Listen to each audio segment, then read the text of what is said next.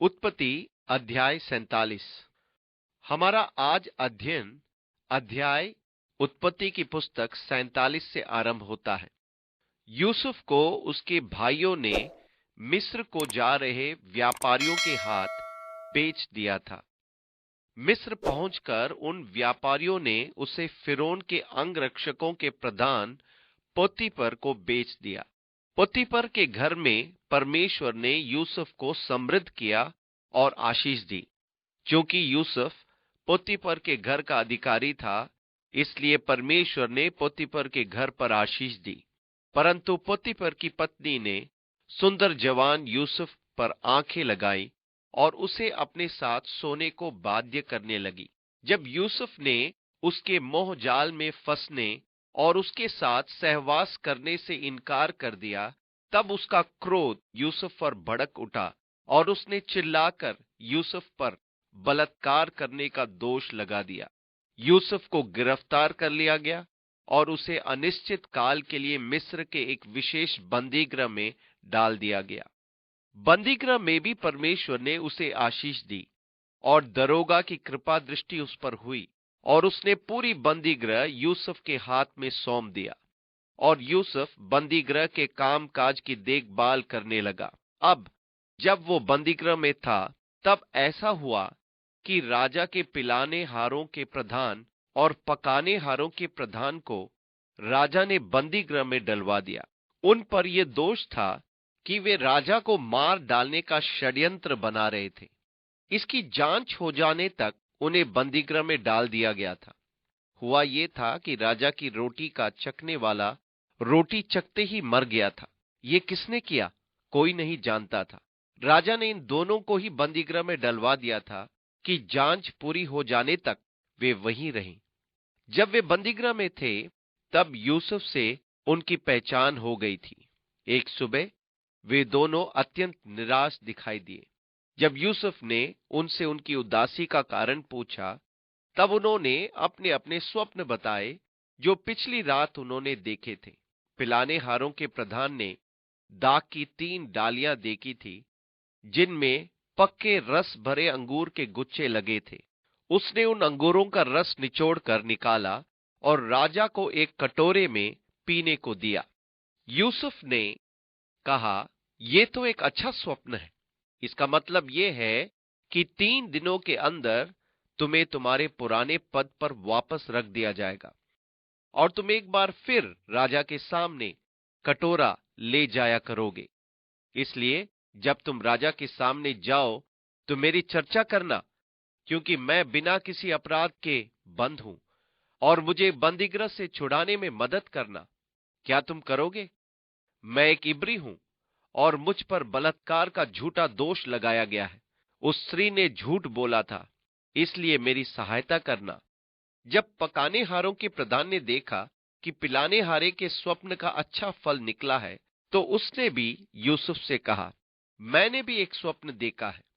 मैंने पकी पकाई रोटियों की 3 टोकरियां अपने सिर पर रखी हुई देखी, पर जब मैं उन्हें फिरौन के पास ले जा रहा था, तब पक्षी मेरे सिर पर उड़ उड़कर उन रोटियों को खा रहे थे।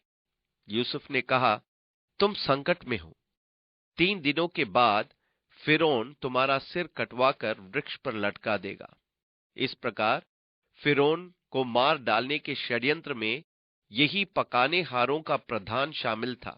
3 दिनों के बाद पकाने हारों के प्रधान का सिर कटवाकर फिरौन ने वृक्ष पर लटकवा दिया, पर पिलाने हारों के प्रधान को उसके पद पर पुनः रख लिया गया। बंदी गृह से निकलने के बाद वो यूसुफ को भूल गया। 2 वर्षों के बाद फिरौन ने विचित्र स्वप्न देखा और वो परेशान हो उठा और उसने अपने देश के प्रसिद्ध ज्योतिषियों, भावी बताने वाले पंडितों और तंत्र मंत्र करने वालों को बुलवाया कि वे उसके स्वप्न का अर्थ बताएं, पर उनमें से कोई भी राजा के स्वप्न का फल न बता सका। जब ये सब चल रहा था, तभी पिलाने हारों का प्रधान कटोरा लेकर राजा के पास गया और उसे राजा के स्वप्न के बारे में पता चला कि अचानक से उसे यूसुफ की याद आ गई और उसने कहा, ओह, मैंने भारी गलती कर दी कि राजा को नहीं बताया। वहां जिस बंदीगृह में मुझे डाला गया था, एक इब्री जवान है जो स्वप्नों का अर्थ बताता है। उसी ने मेरे और पकाने हारों के स्वप्नों का अर्थ बताए थे, और उसके बताए फल के अनुसार मैं तो आज अपने पद पर हूं, पर पकाने हारों के प्रधान को दंड मिल चुका है। उसके द्वारा बताए स्वप्न का अर्थ बिल्कुल ठीक निकला, और वह, हे राजा, आपको स्वप्न का अर्थ बता सकता है। तब राजा के कर्मचारी यूसुफ को लेने गए। यूसुफ की दाढ़ी बनाई गई, जेल के कपड़े उतारे गए, उसे नहलाया गया और अच्छे वस्त्र पहनाकर फिर राजा के दरबार में लाया गया। और फिरौन ने यूसुफ से कहा, मुझे मालूम पड़ा है कि तू स्वप्नों के अर्थ बताता है। यूसुफ ने कहा, हे राजा, स्वप्न का फल बताना मेरा काम नहीं। हाँ, मैं परमेश्वर में विश्वास रखता हूं, और मेरा परमेश्वर हरेक के मन की बातें जानता है, और वही राजा के स्वप्न का अर्थ प्रकट कर सकता है। अतः राजा ने उसे अपना स्वप्न बताया, जिसे उसने 2 दृश्यों में देखा था।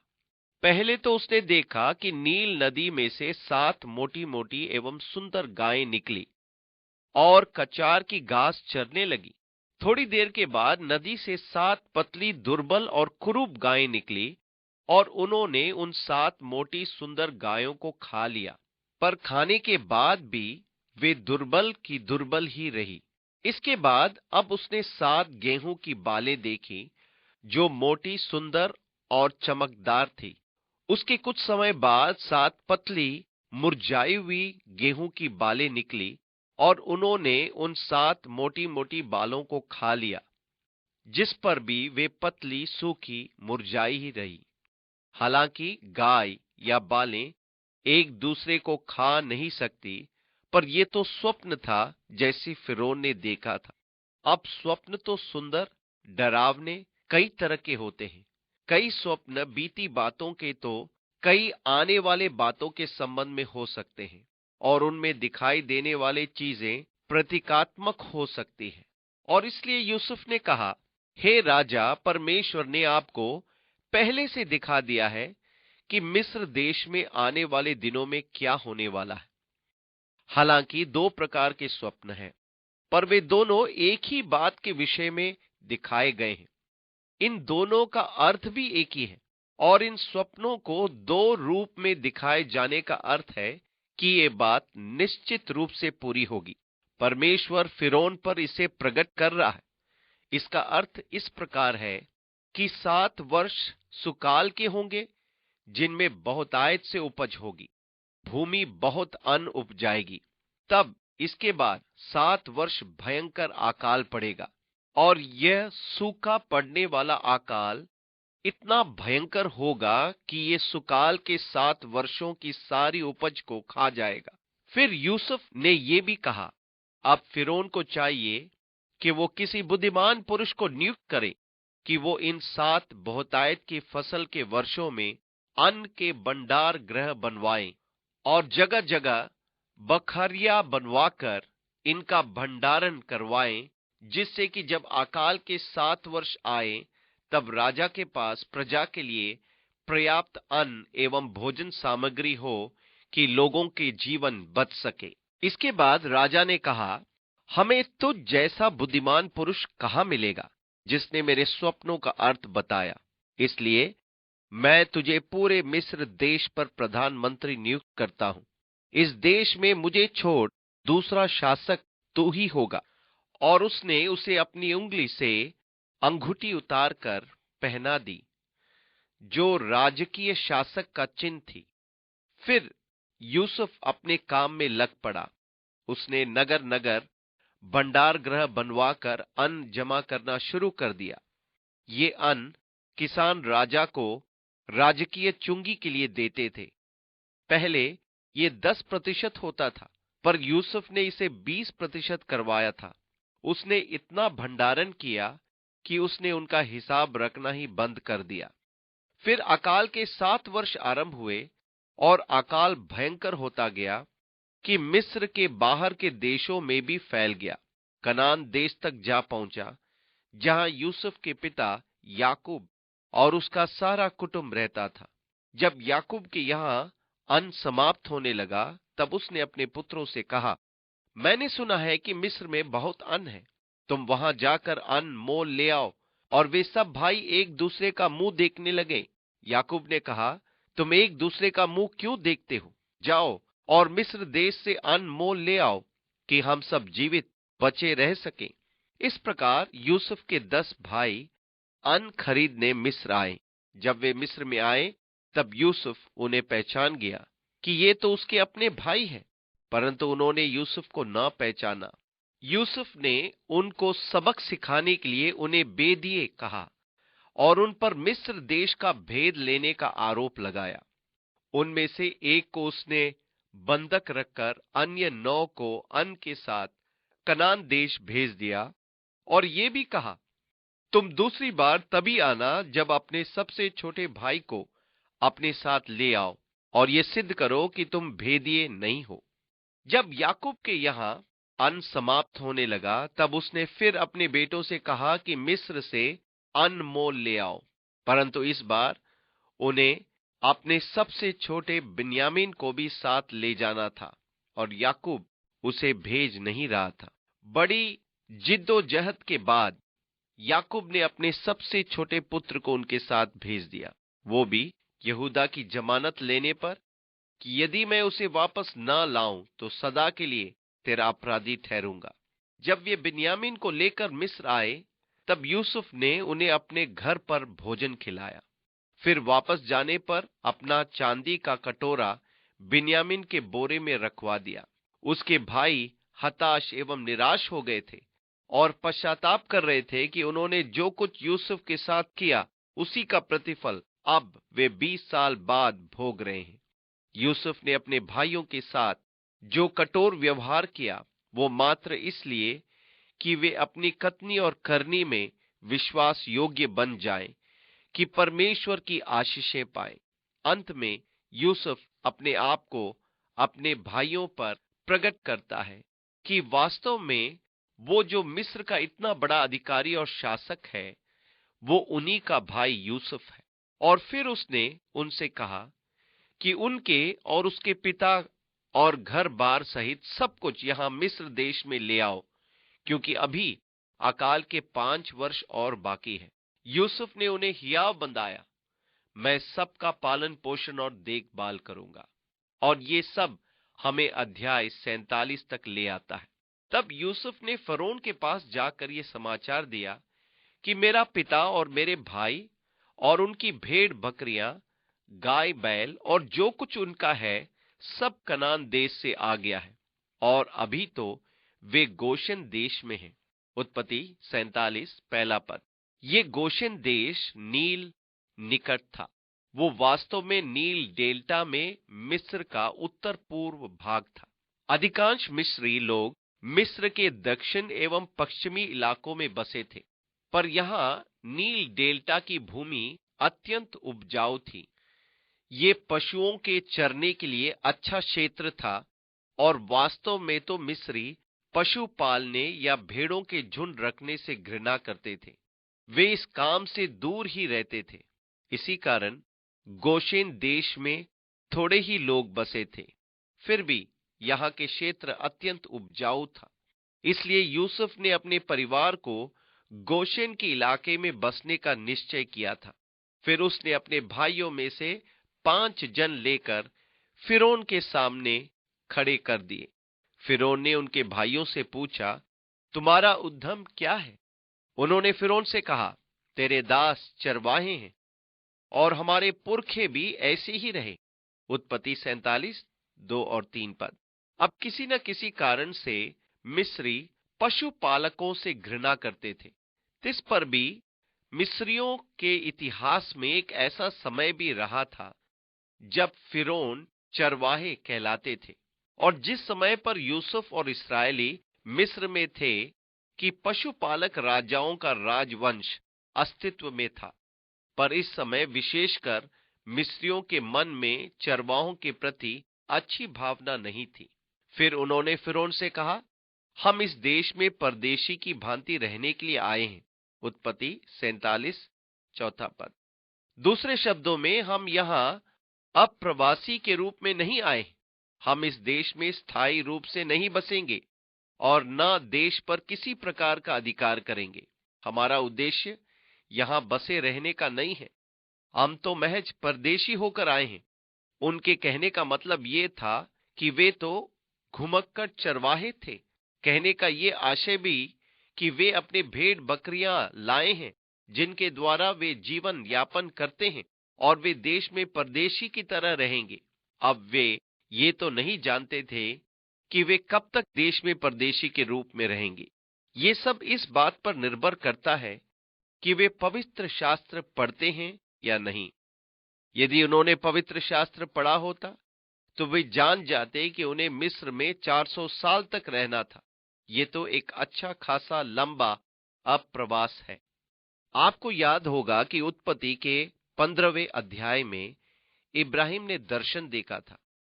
उसने मेढ़ों को टुकड़ों में काटकर बाहर पशु के सामने रख दिया था, और जब गीध मेढ़ों के मांस को खाने के लिए उतर रहे थे तब वो दिन भर उन्हें भगाता रहा था।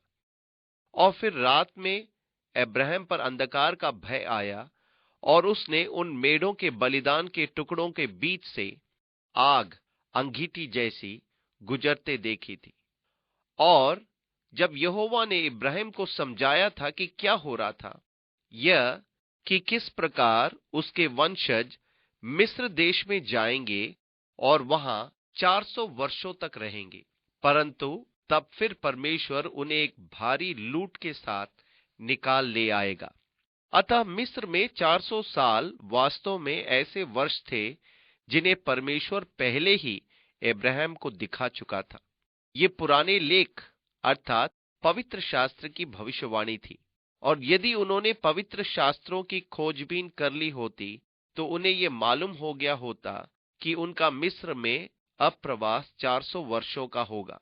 उत्पत्ति के आरंभ में इब्राहिम को दी गई भविष्यवाणियों को पूरा होना था।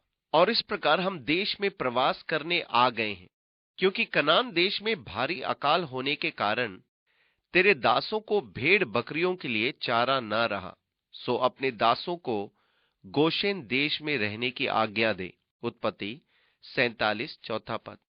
इस प्रकार वे अब फिरौन से एक औपचारिक निवेदन कर रहे हैं कि उन्हें गोशेन देश में रहने दिया जाए, क्योंकि उनके अपने देश कनान में पशुओं के चरागाह सूख चुके थे।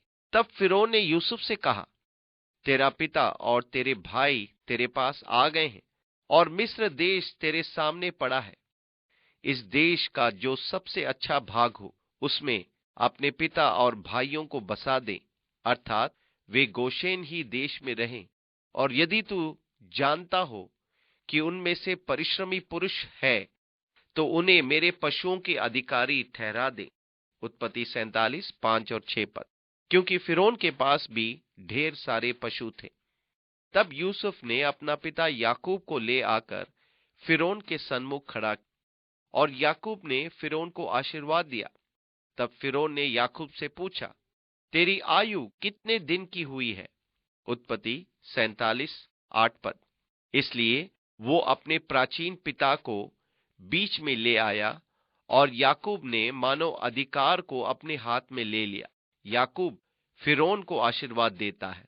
अब बाइबल घोषणा करती है कि छोटे को बड़ा आशीर्वाद देता है। इसके संदर्भ में देखें कि जब इब्राहिम 5 राजाओं पर विजय पाकर लौट रहा था तब सालेम का राजा मिल्कीसेदेक उसे मार्ग में मिला और इसने इब्राहिम को आशीर्वाद दिया था। मिल्कीसेदेक तो परम प्रधान का याजक था, और इब्रानियों की पुस्तक में ये कहा गया कि बड़ा छोटे को आशीर्वाद देता है। इस प्रकार याकूब बड़ा बुजुर्ग होने के नाते फिरौन को आशीर्वाद देता है।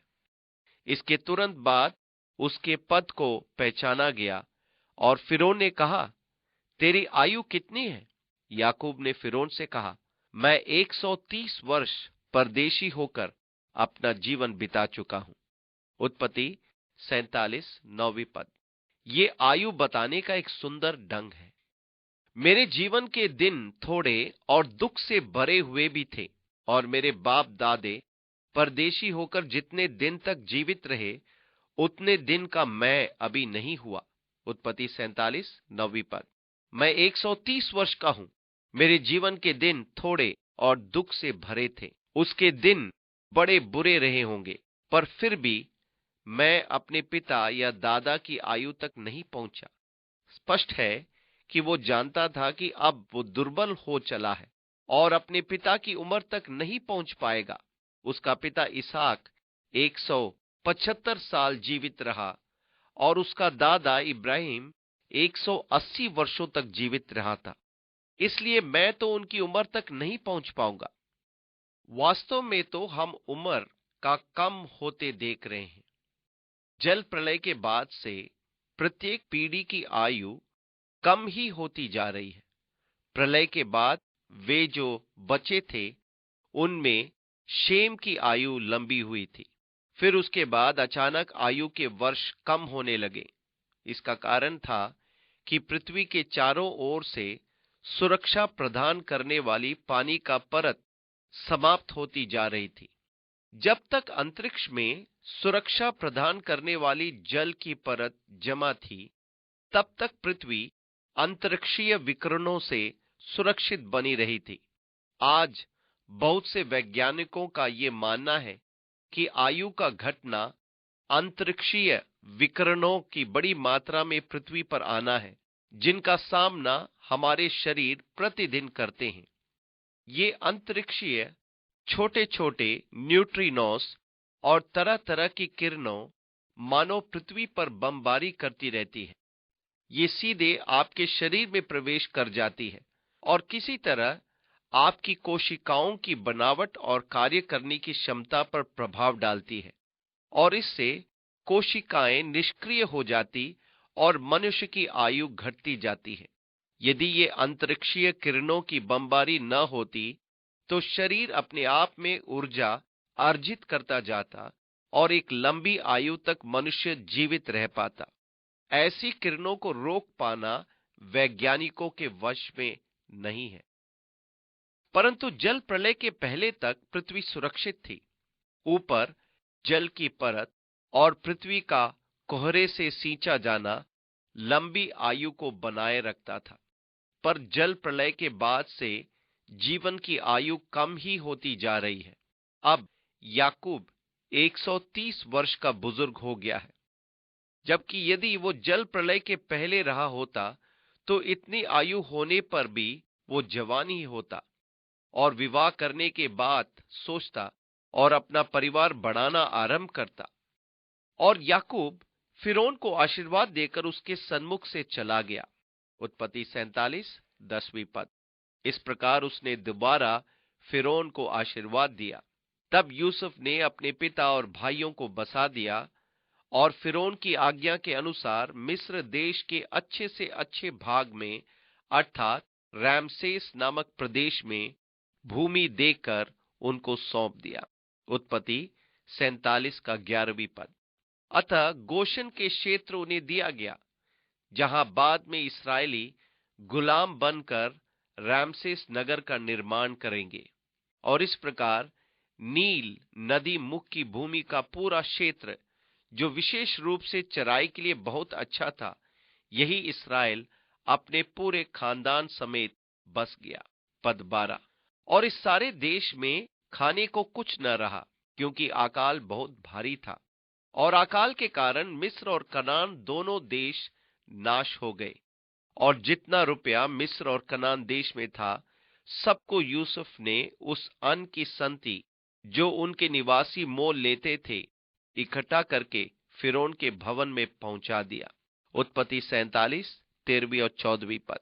अर्थात अन्न बेचने से जो रुपया इकट्ठा हुआ था, उसने उसे अपने खजानों से निकालकर फिरौन के खजाने में पहुंचा दिया। अब तो लोग के पास अन्न खरीदने के लिए रुपया नहीं बचा था।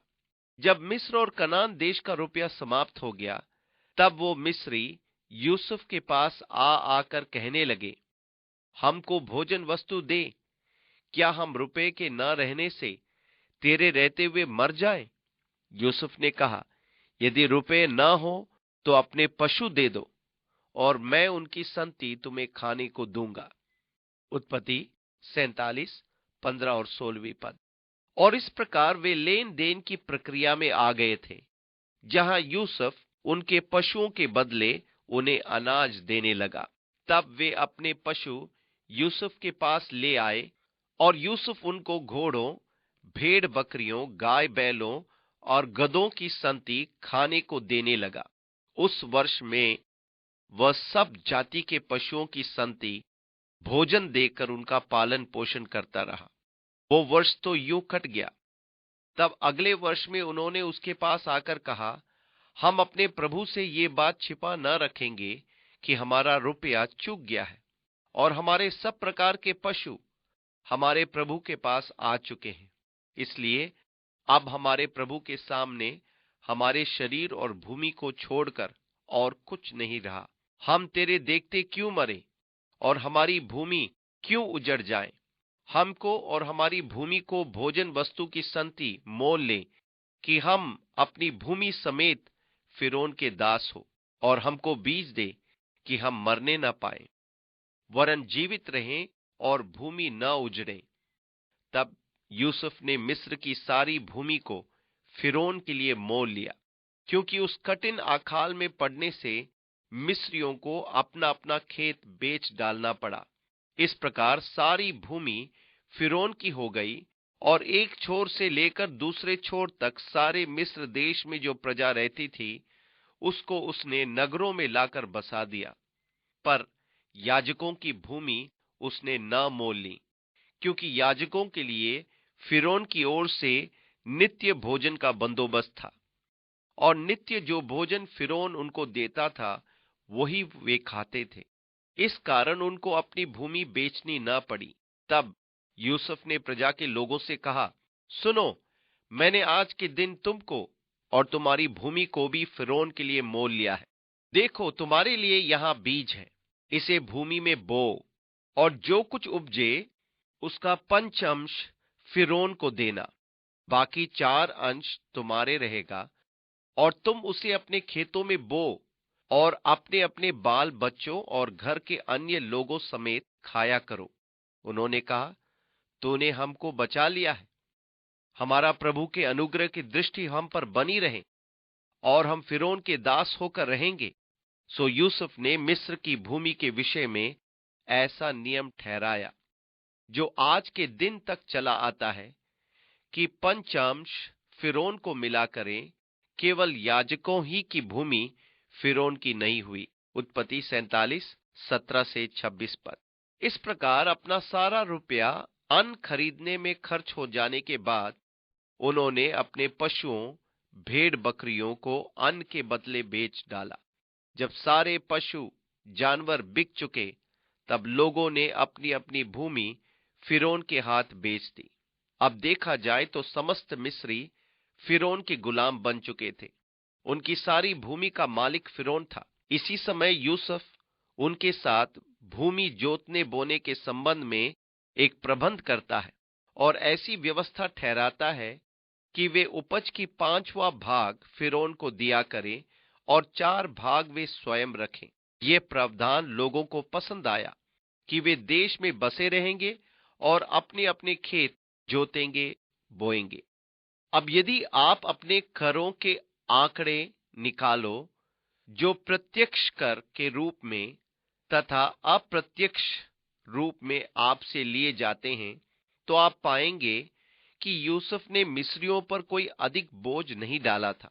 उन्हें पूरी उपज का केवल 20% राजा को देना था, पर उन्हें बोने के लिए सरकार की ओर से बीज दिया जाएगा। ये प्रबंध मिस्री जनता के लिए लाभ का सौदा ही था। उन्हें बीज नहीं खरीदना और 5 बटे भाग में से 4 भाग अपने लिए रखना एक फायदेमंद इंतजाम था, जिसे यूसुफ ने किया था। इस प्रकार मिस्र की कर प्रणाली में 20% सरकार को कर देना कानून बन गया, और इतने कर से किसी सरकार को चलाना आसान होना चाहिए। और इस्राएली मिस्र के गोशेन प्रदेश में रहने लगे और वहां की भूमि को अपने वश में कर लिया, और वे फूले फले और अत्यंत बढ़ गए। उत्पत्ति 47 का 27 पद। अब जबकि याकूब का वंश या यूं कहें इसराइली मिस्र देश में है, परमेश्वर की आशीष का हाथ उनके ऊपर है।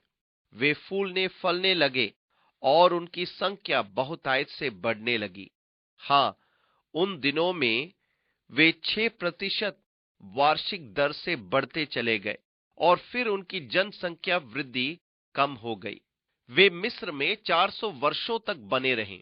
जब उन्होंने मिस्र देश छोड़ा था, तब लगभग 20 लाख लोग मिस्र से निकले थे।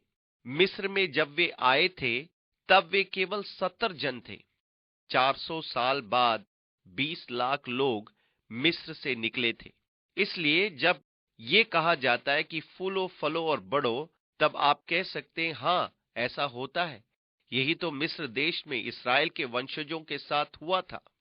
वैसे तो जनसंख्या को अनुपात के हिसाब से देखें तो यदि वे 5% प्रति वर्ष की दर से बढ़ते थे, तो उन्हें 200 वर्षों में ही 20 लाख से अधिक हो जाना था।